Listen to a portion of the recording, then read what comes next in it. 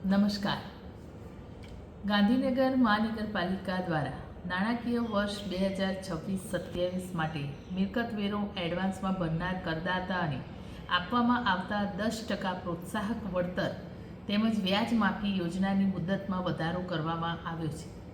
શહેરીજનો તરફથી મળેલા બહોળા પ્રતિસાદને ધ્યાનમાં રાખીને જે નાગરિકો હજુ સુધી ભરવામાં બાકી રહી ગયા છે તેમને પણ આ લાભ આપવાના હેતુથી આ યોજનાઓ હવે 31 જુલાઈ 2026 સુધી લંબાવવામાં આવી છે.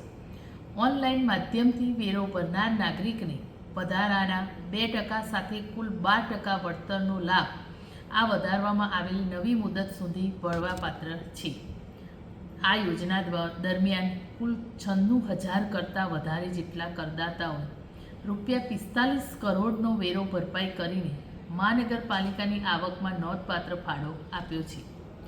વળતર યોજનાની સાથે સાથે ગાંધીનગર મહાનગરપાલિકા દ્વારા અમલમાં મૂકવામાં આવેલી વ્યાજ માફી યોજનાને પણ 31 જુલાઈ સુધી વિસ્તારવામાં આવી છે, જે અંતર્ગત 15,000 કરતાં વધુ બાકીદારોને ₹1.78 કરોડની વ્યાજ માફી મેળવી છે. બાકી રહેલા તમામ નાગરિકોને આ યોજનાનો મહત્તમ લાભ લેવા અને સમયસર મિલકત વેરો ભરીને ગાંધીનગર શહેરના વિકાસમાં સહભાગી થવા અનુરોધ કરું છું.